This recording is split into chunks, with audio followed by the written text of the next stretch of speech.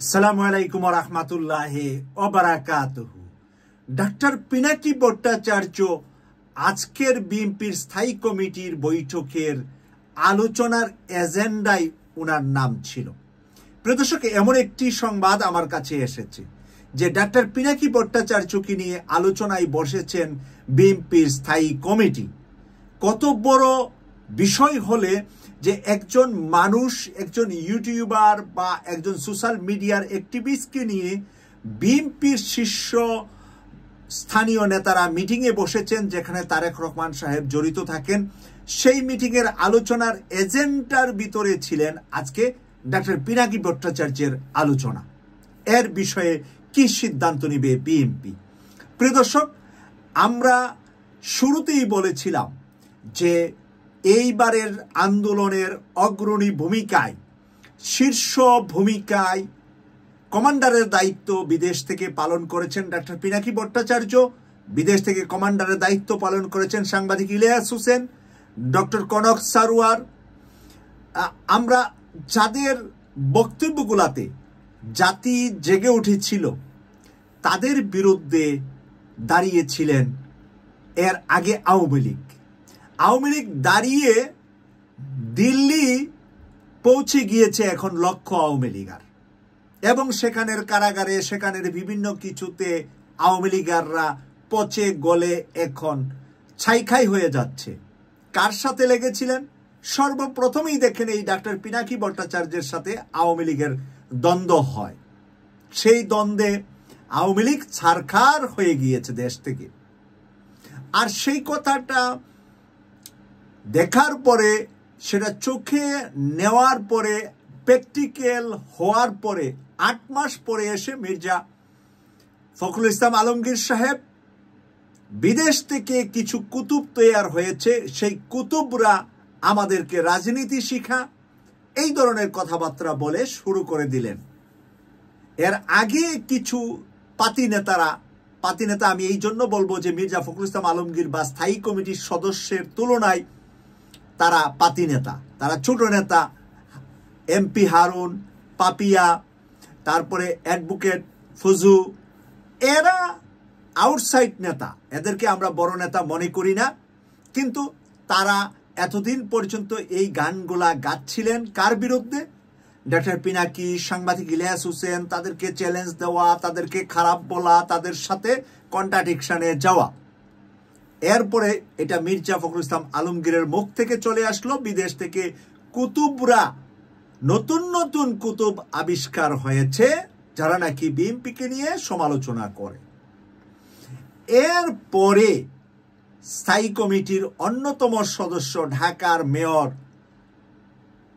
মির্জা আব্বাস সাহেব বিষয়টাকে আরো জটিল এবং বড় করে, মানে মির্জা ফখরুল ইসলাম আলমগীরের চাইতে উনা আর একটু বড় করে কার বাচ্চা বলেছেন। আবার কি আমার রিপিট করা লাগবে? আমার মনে হয় যে আমাদের চ্যানেলের ক্ষতি হবে এই ধরনের জন্তু জানোয়ারের নামগুলা বলা। তাদের সাথে তুলনা করেছেন পাল, দল, শুকরের দল বলেছেন, তাই না? মির্জা আব্বাস শুকরের দল বলেছেন। শুকরের দলে কি আমি পড়ি না? প্রিয় দর্শক, আপনারা যারা টুকটাক ইউটিউবে লেখেন, কমেন্টস লেখেন, আপনারা পড়েন না? কারণ আপনারা তো সমর্থন দিচ্ছেন আমাকে, আপনারা তো একটা গুড কমেন্টস লিখছেন। তাহলে আমি বলছি, আপনি শুনছেন, আপনি লেখছেন, সমান শুকুরের দলে আপনি কিনা? তাহলে বিএনপির কোটি কোটি নেতা কর্মী আমাদের বক্তব্য শুনে, এতদিন পর্যন্ত আমরা যত কথা বলেছি, বিএনপির হয়তো কয়েক কোটি মানুষ আমাদের কথা শুনেছে। কেউ একবার শুনেছে জীবনে, কেউ 100 বার শুনেছে, কেউ 1000 বার শুনেছে। আমারটা 1000 বার না শুনলো, ডাক্তার পিনাকি ভট্টাচার্যেরটা 1000 বার শুনেছে, নতুবা সাংবাদিক ইলিয়াস হোসেন ভাইয়েরটা 1000 বার শুনেছে। এখন সব মিলে, সবাই মিলে যা বলছি আমরা, সবার কথা তো একই কথা, একই বিষয়। তো এখন যদি আমাদেরকে এইরকম সবচাইতে নর্দমায় থাকা পশুদের দল বলা হয়, কর্নেল মুস্তাফিজুর রহমান কি বাদ পড়েছে এই পশুদের দলের থেকে? অথচ সেই মুস্তাফিজুর রহমান ছিলেন বেগম খালেদা জিয়ার গুরুত্বপূর্ণ security incharge officer. Mustafizur Rahman Saheb কি বলেন না, পিনাকির সুরে সুর মিলাইয়া, সাংবাদিক ইলিয়াস হোসেনের সুর মিলাইয়া, তাদের রেফারেন্স দিয়া, মালেক আফসারি ভাই বাংলাদেশে দাড়িগুলা এখন বড় হয়েছে, সাদা রেখেছে। আমি জানি না, মালেক আফসারি ভাই হয়তো বা ইসলামকে ভালোবেসে এবার ওনার রমজানের আগ থেকে দাড়িগুলা বড় করেছে। বাংলাদেশের একজন সিনেমা পরিচালক মালেক আফসারি ভাই কি চমৎকার কথা বলে, কি সুন্দর তরুণদেরকে নিয়ে কথা বলে, পিনাকি ভট্টাচার্যকে সম্মান দিয়ে কথা বলে, ইলিয়াস হোসেনকে স্নেহ করে কথা বলে, আবার তারাও মালেক আফসারি ভাইকে সম্মান দেয়। প্রিয় দর্শক, সেই মানুষগুলো কি ওই দলের যেটা মির্জা আব্বাস সাহেব বলেছে? মির্জা আব্বাস সাহেব তাহলে কোন দলের? আমরা যদি সেই দলের হই, সেই জানোয়ারের, সেই নিম্ন জানোয়ারের দলের হই, তাহলে উনি কোন দলের? কি বের করে দিলেন ডক্টর পিনাকি ভট্টাচার্য? উলঙ্গ করে দিলেন। রাজনীতির ইতিহাসে এত বড় উলঙ্গ বাংলাদেশে আর কোন নেতাকে, আমার মনে হয় পিনাকি ভট্টাচার্য, আওয়ামী লীগের হাসিনা অনেকভাবে করছে, কিন্তু মির্জা আব্বাসের রানিং ক্যারিয়ার, সামনে যে মির্জা আব্বাস বড় মাপের মন্ত্রী হবে, যা বিএনপির স্থায়ী কমিটির সদস্য থাকবে, বিএনপির শীর্ষ 10 জনের একজন থাকবে, সেই জায়গাটা কচুকাটা করে দিয়েছে পিনাকি ভট্টাচার্য। কারণ এই কথা জানার পরে যে গরুর হাটের কন্ট্রাক্টর বলে, গরুর হাট ডাকে যারা, তাদেরকে কি বলে? আপনারা কি বলেন? হাট ডাকুন না, বাজার ডাকুন না, যেটাই বলেন, আমি কন্ট্রাক্টরই বললাম। গরুর হাটের কন্ট্রাক্টর এখন ঢাকা ব্যাংকের মালিক।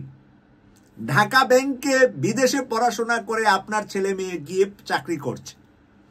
ঢাকা ব্যাংকে ঢাকা বিশ্ববিদ্যালয়, চট্টগ্রাম বিশ্ববিদ্যালয়, রাজশাহী বিশ্ববিদ্যালয় থেকে পাশ করা ব্রিলিয়ান্ট স্টুডেন্টরা যারা ব্যাংকিংয়ে পড়াশোনা, অ্যাকাউন্টিংয়ে পড়াশোনা করে, তারা সেখানে চাকরি করে।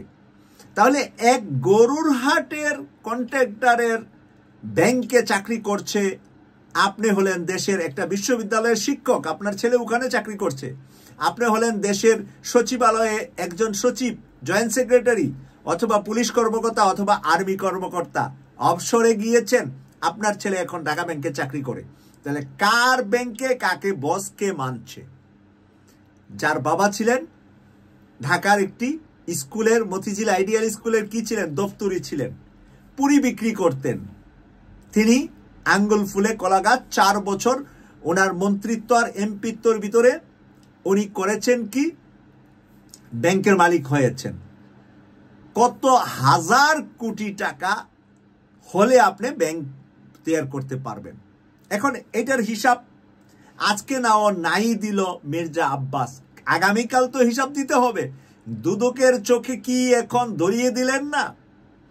দুদক যদি নিজেকে বাঁচতে হয় তাহলে তো মির্জা আব্বাসকে ধরতে হবে, নতুবা তো দুদকের বিরুদ্ধেও মামলা করা যাবে, দুদকের বিরুদ্ধেও দুর্নীতিবাজ বাইর করা যাবে। এরকম হয়েছে তো এর আগেও।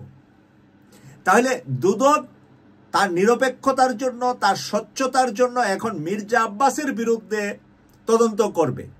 তদন্তে কি হবে? ঢাকা ব্যাংক কিভাবে তৈরি হয়েছে তা বের হয়ে যাবে।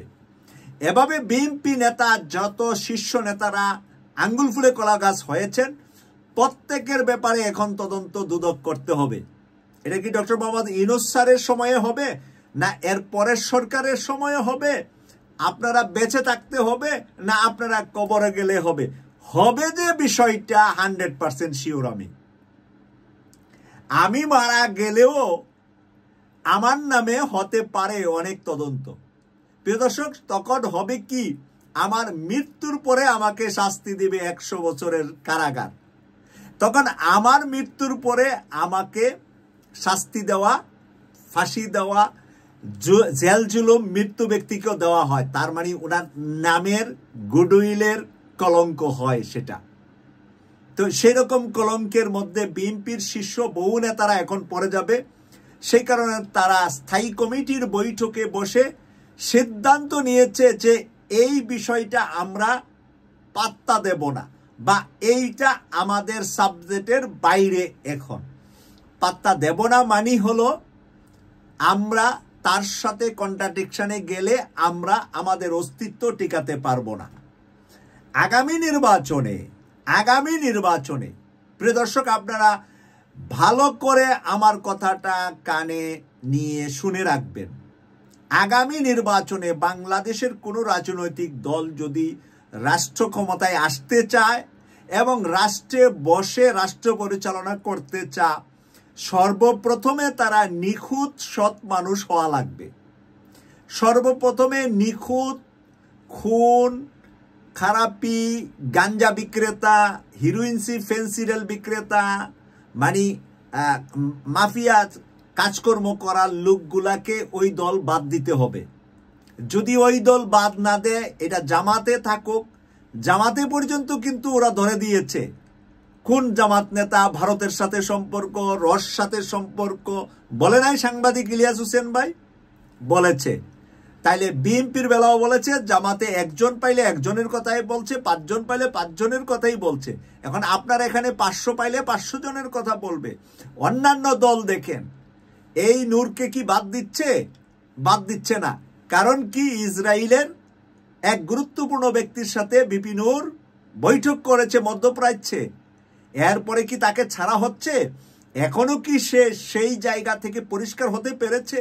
যা পারবে পরিষ্কার হতে। বাংলাদেশের দুদক থেকে তদন্ত হয়েছে, তার উপরে কোনো তদন্ত হয় নাই, কারণ সে পুঁটি মাছ, রুই কাতলা না।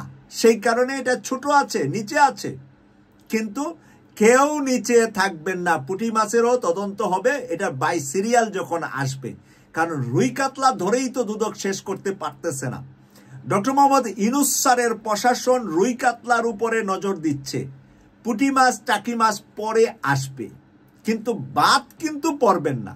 ইউনূস স্যার জীবনে যতদিন বাইচা থাকে, উনি হয়তো না দেখে গেলেন, আমি আপনি না দেখে গেলাম, কিন্তু অনেকে দেখবেন বাংলাদেশের রুই কাতলার পরে আস্তে আস্তে আস্তে আস্তে পুঁটি মাছ পর্যন্ত আইনের আওতায়, শাস্তির আওতায় আসছে। বাংলাদেশের প্রত্যেকটা নাগরিক বাধ্যতামূলক সৎ নাগরিক বানিয়ে ছাড়বে ডক্টর পিনাকি ভট্টাচার্য আর সাংবাদিক ইলিয়াস হোসেনের যে গ্রুপটা আছে, যেই গ্রুপে আমরাও আছি, আমরাও তাদের সুরে তাদের কথায় কথা বলি। আমাদের এই গ্রুপটাকে কিন্তু টাকা দিয়ে বিদেশের কাউকে কেউ কিনতে পারবেন না। 2-1 আমি বলছি না 100-তে 99% কারেক্ট, 1% 2-1 জনকে কিনতে পারেন হয়তোবা, বা একটু বেচাকিনির গ্রান 1% আছে, আপনারা চিনেন। এর আগে তাদের পরিচয় কেউ কেউ করিয়ে দিয়েছেন, বা বর্তমানে তাদের কথা বলার দাস দেখে আপনারা বুঝতে পারেন যে তারা কোথাও না কোথাও বেচাকিনি হয়ে আছে। তাদের কাজটাই ছিল ধান্দা। ওই ধান্দাবাজ 2-4 জন কথা বলনেওয়ালা, যারা 24-এর আন্দোলনের আগে কথা বলছে হাসিনার বিরুদ্ধে, এখন কথা বলে এমনভাবে ঘুরিয়ে পেঁচিয়ে যে হাসিনা যেন ফিরত আসে, আগেই ভালো ছিলাম। ডক্টর মোহাম্মদ ইউনূস স্যারের সমালোচনা যারা করে, তারাই আগেই ভালো ছিলামটা বলার চেষ্টা করছে। ডক্টর মোহাম্মদ ইউনূস স্যারকে ইনিয়ে বিনিয়ে ঘুরিয়ে পেঁচিয়ে ভুল আছে, ভুল ধরে দিচ্ছে, ভুল মানে গণতান্ত্রিক উপায়, নির্বাচন দরকার, নির্বাচন হয়ে গেলে ভালো হবে যারা বলে, তারাই হাসিনার লোক। এই ব্যাপারে এখন ক্লিয়ার।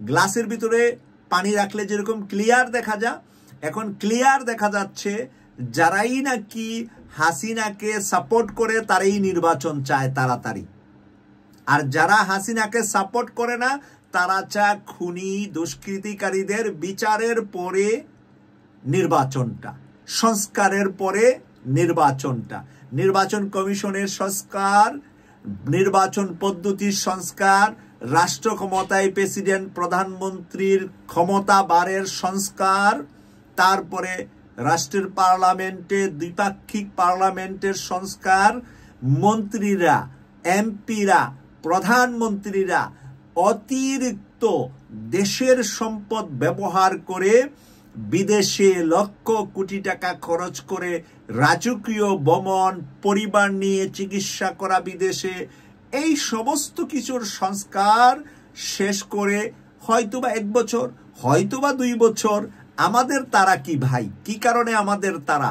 যেই কারণে আমাদের তারা ছিল হাসিনাকে তাড়ানো, সেটা তো আমরা তাড়িয়েছি। এখন আমরা কেন এই রিফর্ম করে সুন্দর বাংলাদেশে বসবাস করতে চাই না? যারা চাই না তারাই হাসিনার উত্তরসূরি। আর হাসিনার উত্তরসূরি প্রমাণিত, যে যত বেশি হবে সে তত জনগণ থেকে দূরে যাবে। এবার দূরে যাওয়ার জন্য কারা প্রতিযোগিতা করবেন এটা আপনাদের ইচ্ছা। আমাদের কোনো ইচ্ছা নাই ধাক্কা দিয়ে আপনাদেরকে হাসিনার দিকে ফেলে দেওয়া। আমাদের কোনো ইচ্ছা নাই কাউকে হাসিনার দিকে তাড়িয়ে দেওয়া। আমাদের ইচ্ছা সবাই দেশপ্রেমী হন, দেশের প্রতি ভালোবাসা সৃষ্টি করেন, একটি সর্বদলীয় সরকার গঠন করেন, 2 বছরের জন্য করেন, 3 বছরের জন্য করেন। প্রধান ওই মাথার তাজটা থাকবে ডক্টর মোহাম্মদ ইউনূস স্যার, বাকি আপনারা সব রাজনৈতিক দল থাকেন, আমাদের কোনো আপত্তি নাই। কিন্তু ইউনূস স্যারকে বাদ দিয়া নির্বাচনে আপনারা আসবেন, কলিম উদ্দিন আর সলিম উদ্দিনকে বাংলাদেশের প্রধানমন্ত্রী হিসাবে আমরা দেখতে চাই না।